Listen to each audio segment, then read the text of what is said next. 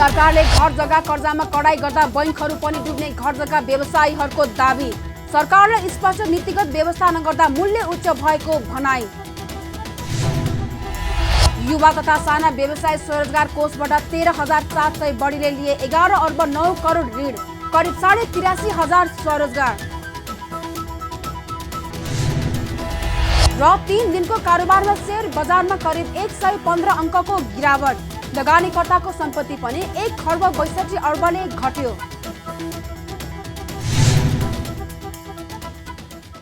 हामी छौं पल पल तपाईसँग, हिमाल पहाड तराईसँग, साथ छ हाम्रो बढ्ने कदमलाई। सलाम छ ती पोरखी हातहरूलाई, जिन्दगी सजाइदिन्छौँ हामी, हर सासको साथी बन्छौँ हामी। सुरक्षा अनि समृद्धि प्राण छ हाम्रो, हर आफू पनि बचौं, अरूलाई पनि बचाऊ। आजै नेपाल लाइफमा जीवन बिमा गरौँ। हामी हौ नेपाल लाइफ। नेपाल लाइफ, किनकि जीवन अमूल्य छ।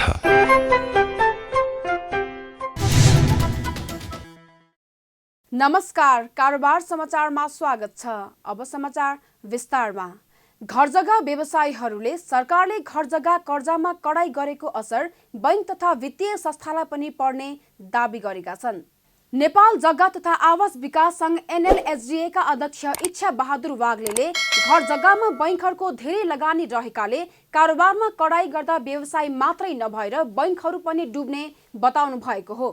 मौद्रिक नीतिको अर्धवार्षिक समीक्षा मार्फत घर जग्गा कर्जामा जोखिम भार पुनरावलोकन गर्ने बताइएको नेपाल राष्ट्र बैंकले निर्देशिका जारी गर्दै यस्तो कडाई गरेको छ। नयाँ व्यवस्था अनुसार घर जग्गा खरिद तथा विकास कर्जामा 150% जोखिम भार कायम गर्नुपर्नेछ। रियल इस्टेट लगायत ऋणमा जोखिम भार बढाएर राष्ट्र बैंकले अनुत्पादक कर्जालाई निरुत्साहित गर्न खोजेको छ। अनुत्पादक जग्गामा धेरै कर्जा गएका कारण राष्ट्र बैंकले कम्पनीले प्लटिङ गर्नका लागि लिएको कर्जाको जोखिम भार 100% रहेकोमा यसलाई बढाएर 150% पुर्याएको हो। संघका अध्यक्ष वाग्लेले बैंकहरू आफैले 8% मा झारेको ब्याज दर बढाएर 10% भन्दा माथि पुर्याउँदा व्यवसायीलाई समस्या भएको पनि उल्लेख गर्नुभयो। बैंकहरू पछिल्लो समय नाफा कमाउन मात्रै काम गर्न लागेको आरोप लगाउँदै उहाँले बैंकहरूले वार्षिक रूपमा 5 अर्ब नाफा गरेर व्यवसायी मार्ने काम गरेको पनि बताउनुभयो। 8% भित्र 7% भित्र आइसकेको इन्ट्रेस्टलाई उहाँहरूले यो बबल गरेर ब्याङ्कहरूले यत्रो नाफा किन गर्नुपर्छ? उहाँहरूको चाहिँ नाफा जहिले पनि बढेको गर्ने, 4 अरब 5 अरब नाफा गरेको गर्नुपर्ने, व्यापारीलाई मारेको गर्नुपर्ने। संघका अध्यक्ष वाग्लेले घर जग्गा कारोबारको लागि तीनै तहका सरकारसँग स्पष्ट नीतिगत व्यवस्था नभएको समेत बताउनु भएको छ। उहाँले सरकारसँग स्पष्ट नीति नभएको कारण घर जग्गाको कारोबार योजना अनुसार हुन नसकेको गुनासो गर्नुभयो। सरकारले पुरानै शैलीमा काम गरेकाले घर जग्गाको मूल्य उच्च भएको अध्यक्ष वाग्लेले बताउनुभयो। उहाँले निजी क्षेत्रलाई योजना बनाउन दिएर काम गर्न दिए घर जग्गाको मूल्य वृद्धि 20% भन्दा माथि नजाने दाबी समेत गर्नुभयो। अहिले प्लान लिएर प्लान बनाएर गरेकै छैन रियल इस्टेट हाउसिङ उहरूले। म एउटा एसोसिएसनको अध्यक्ष भएकोले तपाईँलाई के भन्छ भने नयाँ प्लान कुन गरेको छ, कसले गरेको छ? हामी 22 बजेर काठमाडौँभित्र जब यसले समुन्नत सहरको रूपरेखा अलिकति पनि हाउसिङ जस्तो यताउता देख्छु भने त प्राइभेटले गरेको हो नि, गभर्मेन्टले मैले बनाएको भन्ने ठाउँ छैन। अब त्योदेखि बाहेक नयाँ चाहिँ के भन त? नयाँ 3टा 4वटा डेभलपरले गरिरहनु भएको छ। उहाँहरूले पुराना प्लानलाई क्याच गरेर गर्नुभएको छ। नयाँ प्लान त भएकै छैन। 22-25वटा प्लान हामीसँग, 50वटा प्लान हामीले एकैचोटि निकालिदिने भने त रेट किन यसरी बबल हुन्छ? त्यही भित्र कम्पिटिसन हुन्छ। रेट भनेको 10-15, 15%, 20% भन्ने हो। अध्यक्ष वाग्लेले पछिल्लो समय घर जग्गा कारोबार नियमन गर्ने निकायले ईर्षा गरेर घर जग्गा कारोबार विस्थापित गर्न खोजेको समेत आरोप लगाउनुभयो। युक्रेनमा रुसी आक्रमणले तीव्रता पाएसँगै अन्तर्राष्ट्रिय बजारमा कच्चा तेलको मूल्यमा उच्च वृद्धि भएको छ। रुसले युक्रेनका मुख्य शहरमा आक्रमण तीव्र पारेसँगै अन्तर्राष्ट्रिय बजारमा ब्रेन्ट तेलको मूल्य प्रति ब्यारेल $117 माथि पुगेको छ। यो अघिल्लो दिनको तुलनामा 3.58% बढी हो। त्यस्तै WTI कच्चा तेलको मूल्य पनि प्रति ब्यारेल 114 अमेरिकी डलर नागेको छ। अन्तर्राष्ट्रिय बजारमा आज कारोबार भएको कच्चा तेलको मूल्य करिब 8 वर्ष यताकै उच्च हो। रुसले युक्रेनका शहरमा आक्रमण बढाएसँगै कच्चा तेलको मूल्य महँगिएको हो। विश्वमा धेरै तेल निर्यात गर्ने मुलुकमा रुस तेस्रो स्थानमा पर्छ भने धेरै ग्यास निर्यात गर्नेमा दोस्रो ठूलो मुलुक हो। कच्चा तेलको मूल्य बढेसँगै नेपालमा समेत असर परेको छ। भारतीय आयल कर्पोरेसन IOC ले पछिल्लो समय नेपाल आयल निगमलाई पेट्रोलियम पदार्थको मूल्य बढाएर पठाएको छ, जसले गर्दा पेट्रोलियम पदार्थको मूल्य फेरि बढ्ने प्राय निश्चित नै छ। मंगलबार मात्रै IOC ले पठाएको नयाँ मूल्य सूची अनुसार पेट्रोलमा प्रति लिटर 3 रुपैयाँ 89 पैसा, डिजेलमा 3 रुपैयाँ 8 पैसा र मट्टीतेलमा 10 रुपैयाँ 30 पैसा बढेको छ। यस्तै हवाई इन्धनमा प्रति लिटर 3 रुपैयाँ 32 पैसा र खाना पकाउने LP ग्यासमा प्रति सिलिन्डर 79 रुपैयाँ 17 पैसाले बढेको छ। अर्कोतर्फ निगमले IOC लाई भुक्तानी गर्नुपर्ने रकम पनि बढ्दै जाने भएकाले मुलुकको व्यापार घाटा झनै बढाउने पनि प्राय निश्चित नै छ। नेपालमा आयात हुने वस्तुमा पेट्रोलियम पदार्थको हिस्सा सबैभन्दा ठूलो छ। साउनदेखि पुस मसान्तसम्म मात्रै कुल 1 खर्ब 32 अर्ब रुपैयाँको पेट्रोलियम पदार्थ आयात भएको छ। कुल आयात हुने वस्तुमा पेट्रोलियम पदार्थको हिस्सा मात्रै 13.2% रहेको सरकारी तथ्याङ्कले नै देखाएको छ। युवा तथा सानो व्यवसाय स्वरोजगार कोषले 13 वर्षको अवधिमा 11 अर्ब 9 करोड 47 लाख 35 हजार रुपैयाँ लगानी गरेको छ। कोषले स्थापना कालदेखि 2078 को पौषसम्ममा कुल 13,765 जनालाई 11 अर्ब 9 करोड 47 लाख 35 हजार रुपैयाँ लगानी गरेको हो। शुक्रबार कोषको 13औं वार्षिक उत्सवको कार्यक्रमको अवसरमा आयोजित पत्रकार सम्मेलनमा कोषका कार्यकारी निर्देशक विश्व मोहन अधिकारीले हालसम्म विपन्न वर्ग कर्जामा कुल 3 अर्ब 82 करोड 2 लाख 83 हजार 266 रुपैयाँ लगानी भएको जानकारी दिनुभयो। उहाँले कोषको 1968 सहकारी तथा 26 बैंक तथा वित्तीय संस्था मार्फत लगानी गरी 83,409 जना स्वरोजगार सृजना गरेको पनि जानकारी दिनुभयो। यस्तै 42,563 जनालाई अभिमुखीकरण तालिम दिएको, 5,080 जनालाई अनुशिक्षण तालिम दिएको पनि जानकारी दिनुभयो। यसका साथै 13,765 जनालाई ब्याज अनुदान वितरण गरेकोमा 15 करोड 33 लाख 5,049 रुपैयाँ ब्याज अनुदान भुक्तानी भएको पनि बताउनुभयो। नियमित रूपमा सावा ब्याज भुक्तानी गर्ने व्यवसायीलाई 60% ब्याज अनुदान प्रदान गर्ने व्यवस्था रहेको छ। कोषका कार्यकारी निर्देशक अधिकारीले 38,139 जनालाई वितरण गरिएको कर्जा व्यवस्थापन शुल्कबाट 1 करोड 90 लाख 69 हजार 500 रुपैयाँ भुक्तानी भएको र 1,061 जनालाई 6 करोड 24 लाख 48 हजार 545 रुपैयाँ बीमा क्षतिपूर्ति उपलब्ध गराएको पनि जानकारी दिनुभयो। हालसम्म लगानी भएको रकम 11 अर्ब 9 करोड, यो पुस इन्सको रिपोर्ट हो।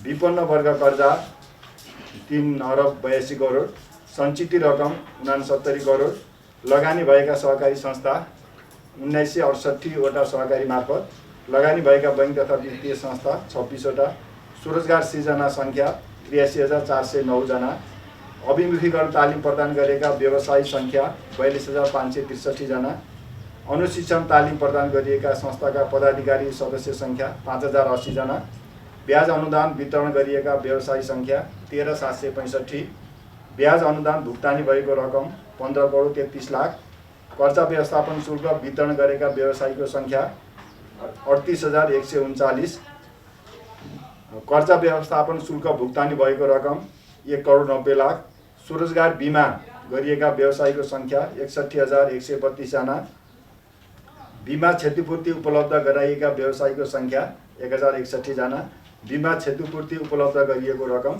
6 करोड 24 लाख रहेको छ। कार्यक्रममा कोषका कार्यकारी उपाध्यक्ष डाक्टर देवराज रोका कल्याणले सरकारका विभिन्न निकायले प्रदान गर्दै आएको यस्ता कोषलाई युवा तथा साना व्यवसायी स्वरोजगार कोषको छाता मुनि राखेर कर्जा उपलब्ध गराउन आवश्यक रहेको बताउनु भएको छ।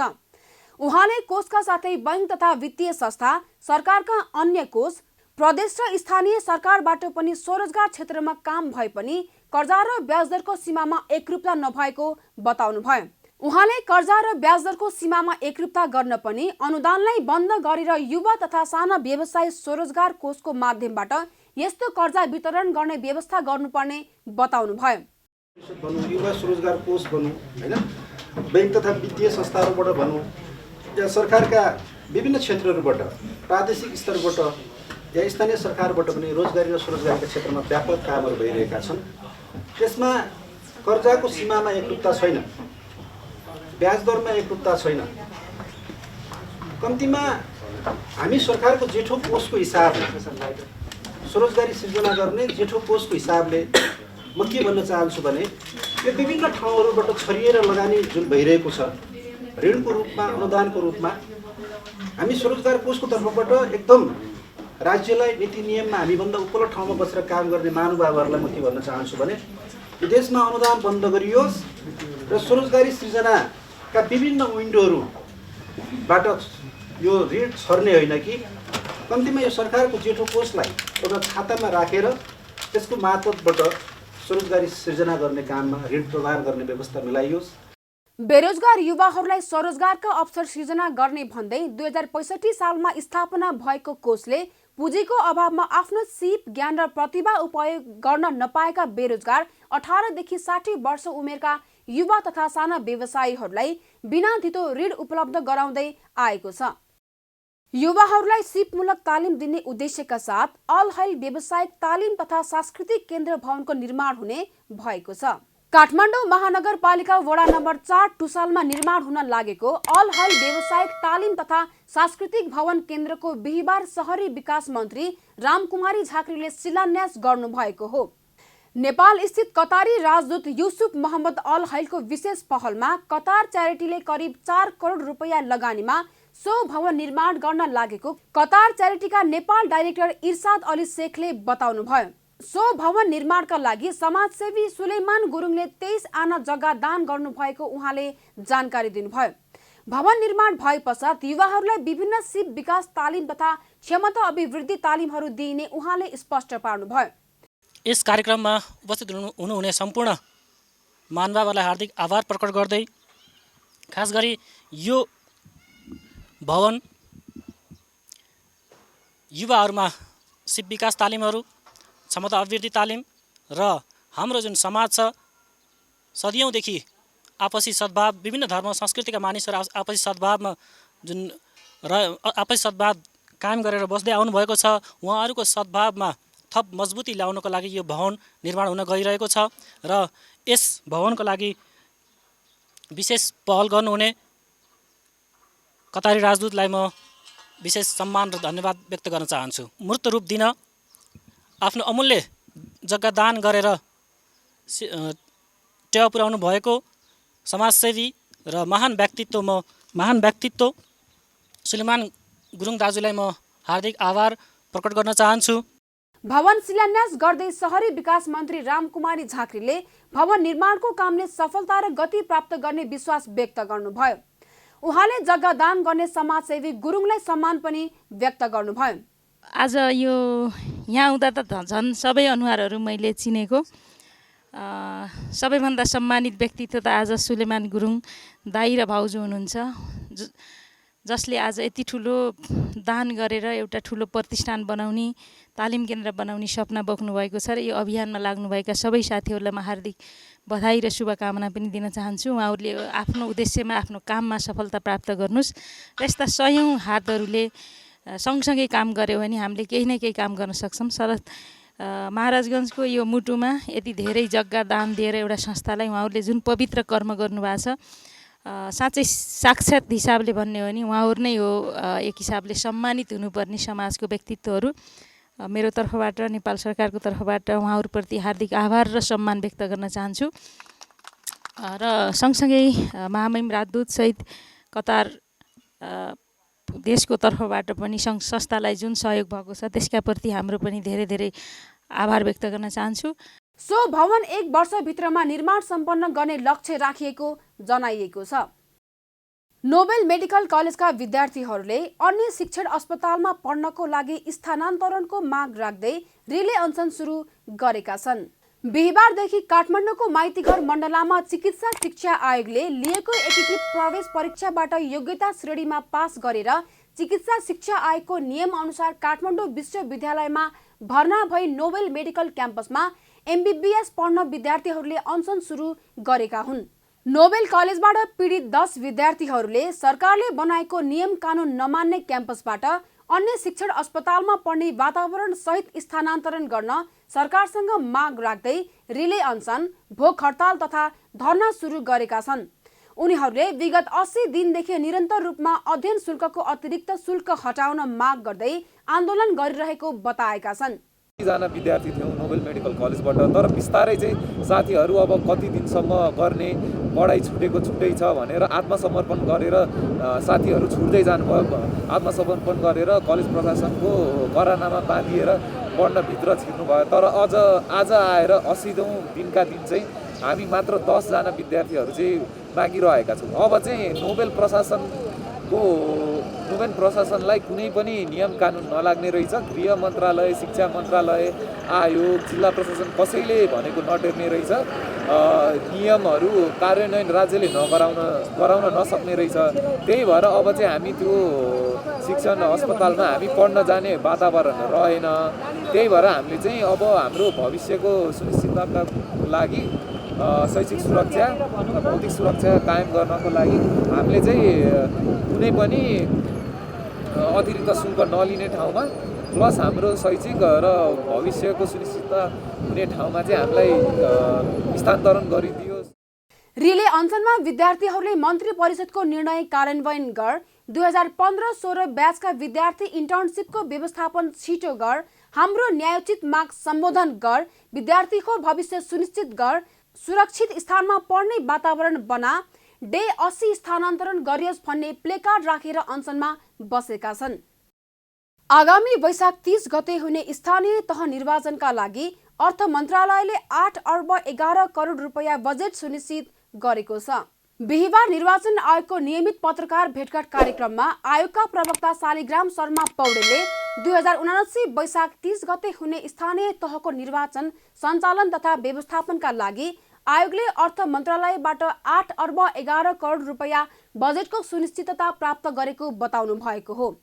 स्थानीय तह निर्वाचन प्रयोजनका लागि 80वटा राजनीतिक दल दर्ता भएका र तिनको अध्ययन भइरहेको भन्दै उहाँले निर्वाचनमा भाग लिने राजनीतिक दलहरूको नाम फागुन 26 गते भित्र प्रकाशन गरिसकिने जानकारी दिनुभयो। निर्वाचनमा खटिने मुख्य निर्वाचन अधिकृत र निर्वाचन अधिकृतको नामावली पनि आयोगले सम्बन्धित निकायबाट पाइसकेको उहाँले उल्लेख गर्नुभयो। स्थानीय तह निर्वाचन सञ्चालन एवं व्यवस्थापनका लागि आयोगले नेपाल सरकार अर्थ मन्त्रालयबाट रु 8 अर्ब 11 करोड बजेटको सुनिश्चितता प्राप्त गरेको छ। स्थानीय तहको निर्वाचन प्रयोजनका लागि दर्ता हुन निवेदन प्राप्त भएका 80वटा राजनीतिक दलहरूको निवेदनका सम्बन्धमा जाँचबुझ भइरहेको छ र निर्वाचनमा भाग लिने राजनीतिक दलहरूको नाम मिति 78/11/26 गते भित्रमा प्रकाशन गरिनेछ। स्थानीय तह निर्वाचनमा खटिने मुख्य निर्वाचन अधिकृत तथा निर्वाचन अधिकृतहरूको नामावली सम्बन्धित निकायबाट प्राप्त भएको छ र यी नामावलीहरू हाल अध्ययनको क्रममा रहेका छन्। आयोगले मतदाता नामावलीमा दावी विरोध गर्नका लागि फागुन 20 गतेदेखि 26 गतेसम्मको मिति तोकेको छ।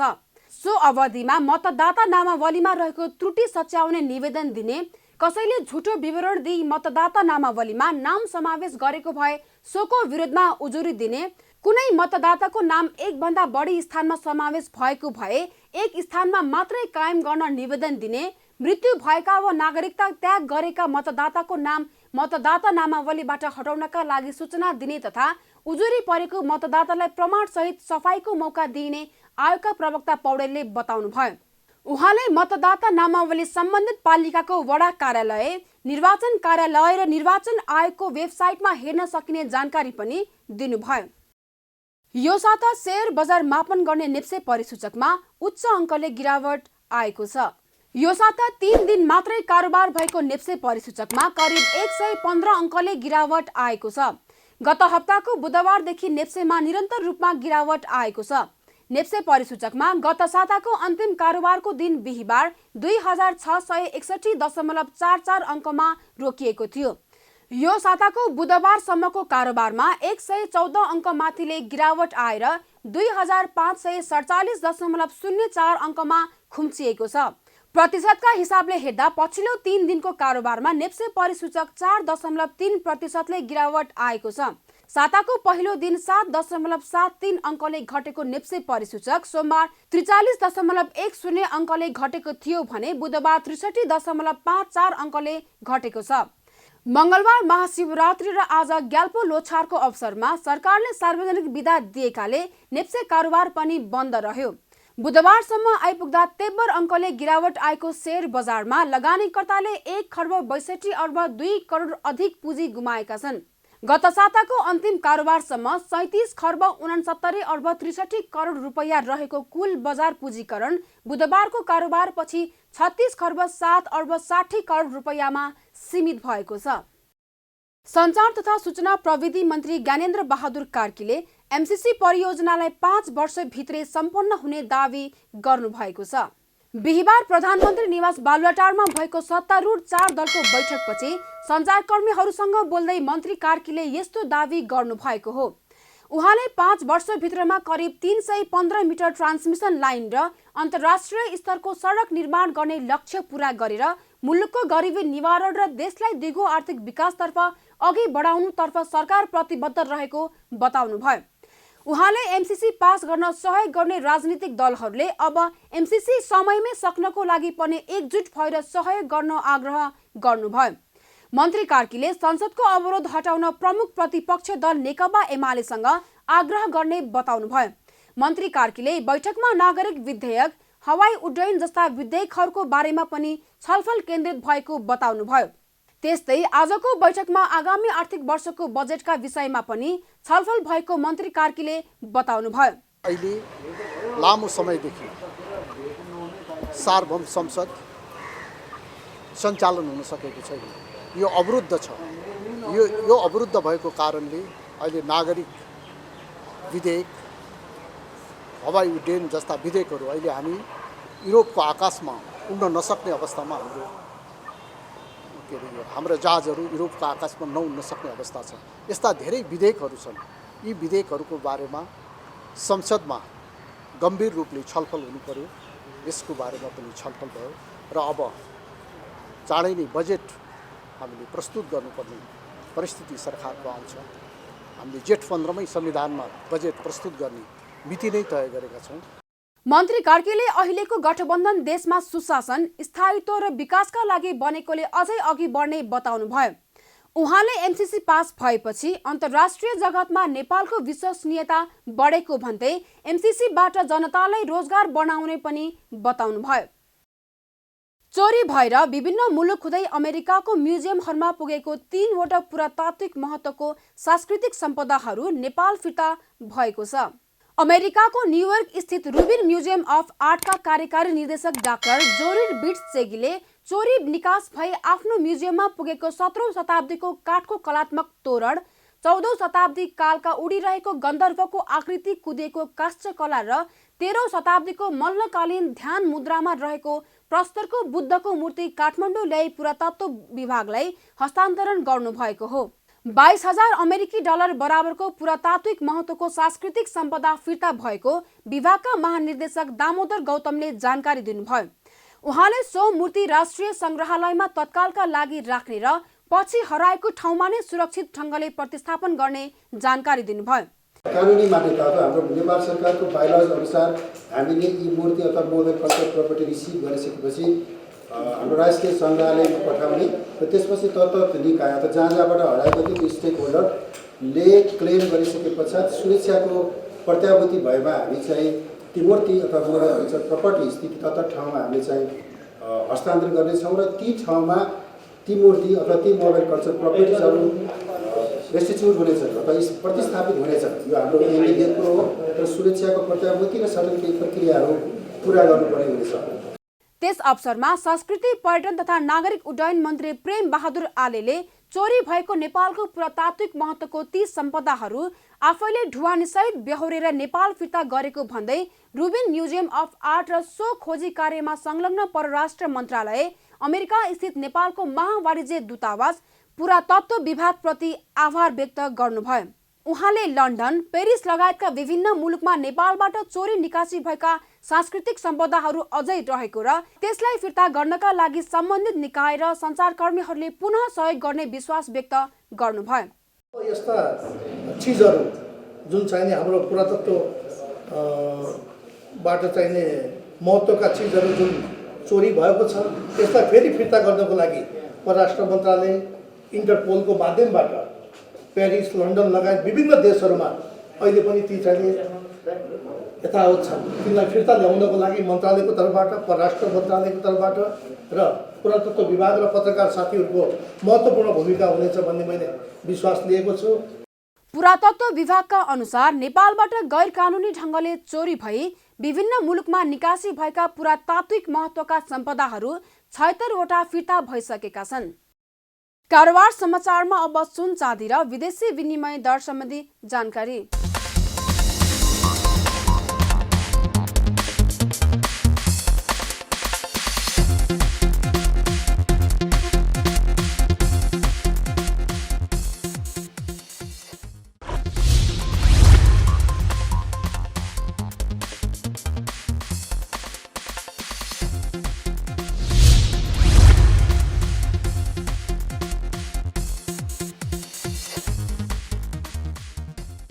विदा हुनु अघि अहिलेसम्मका प्रमुख समाचार फेरि एकपटक। सरकारले घर जग्गा कर्जामा कडाई गर्दा बैंकहरू पनि डुब्ने घर जग्गा व्यवसायीहरूको दाबी। सरकारले स्पष्ट नीतिगत व्यवस्था नगर्दा मूल्य उच्च भएको भनाई। युवा तथा साना व्यवसाय स्वरोजगार कोषबाट 13,700 बढीले लिए 11 अर्ब 9 करोड ऋण, करिब 83,000 स्वरोजगार। र 3 दिनको कारोबारमा शेयर बजारमा करिब 115 अङ्कको गिरावट। लगानीकर्ताको सम्पत्ति पनि 1 खर्ब 62 अर्बले घट्यो।